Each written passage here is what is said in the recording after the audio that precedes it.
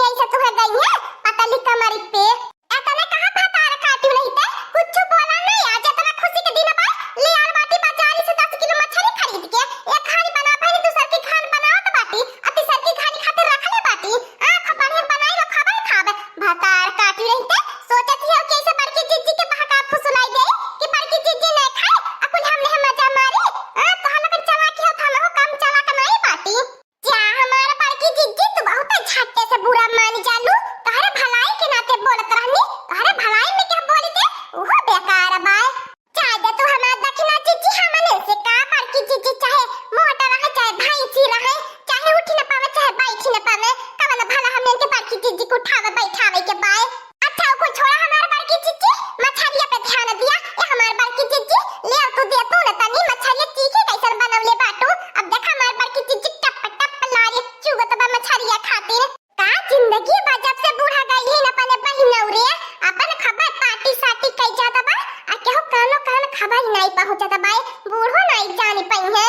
कहता ने ताई लड़की दक्षिणा है तन्ने के माने तारी रानी मोरी नहीं ते बुढ़िया नहीं बा बुढ़िया का नाम नहीं लिया कुली ने बुढ़िया का नाम सुनता दहिया में आगे लगी जाले धा धा धा धा धा धा ला गईले ए मोला लका बहिनी हाय देखा मछरिया कहतनी नीक लगत बा एकर पेटवा फूल नहिया वाली मछरिया बा हमार त मन करत बा यही से एने चटनी चोखा लगाई जाई तो वो हमार दक्षिणा जीजी कहतनी बड़ी हाहारी नि बाटू अब बनतई बाय तीन ही जने खाए के बाय एमे कवन चौथा का जने खाए आवत बाटे आपा सज्जन के तीन जने खाए के बाय 1-2 किलो नहीं 10 किलो है 10 किलो आकता ना हमार दक्षिणा जीजी खाता खाता मना मार दे अब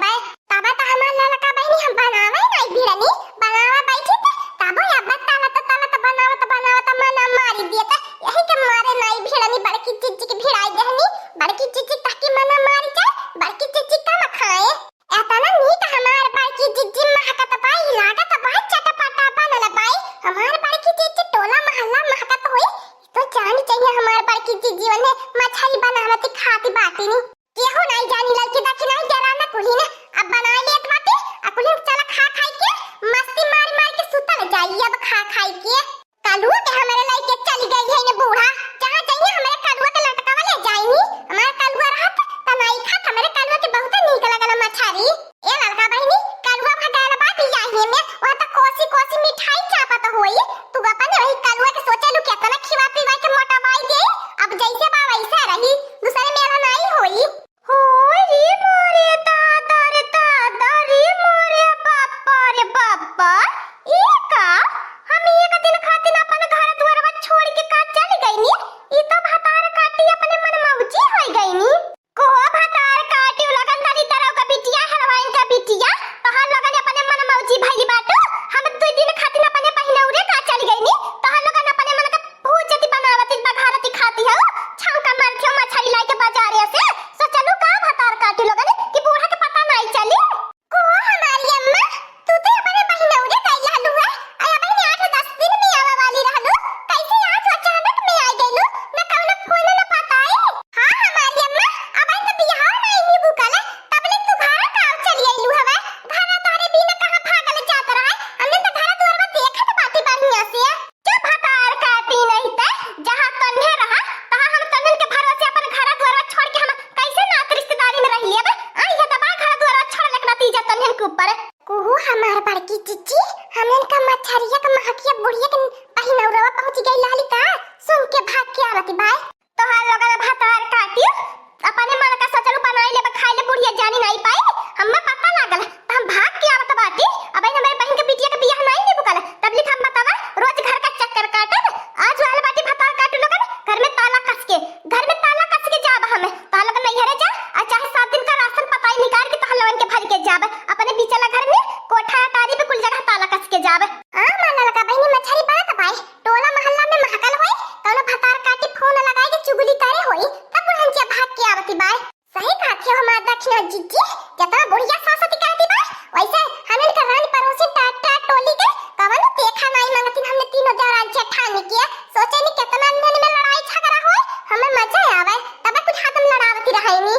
मछरी खाबो भातार काटी लगन खियावत बाटी मछरी खाबो एक मछरी के पूछ ले तो हल लगन के दे मछरी के बतिया छोड़ी दिया हमारे गेहूं बेच मछरी खाबो तो हल लगन अपनी तो हल लगन का हाथ भर के जीभ हो गेली अपने पास में नहीं पाए 32 दरवाजा के अंदर तब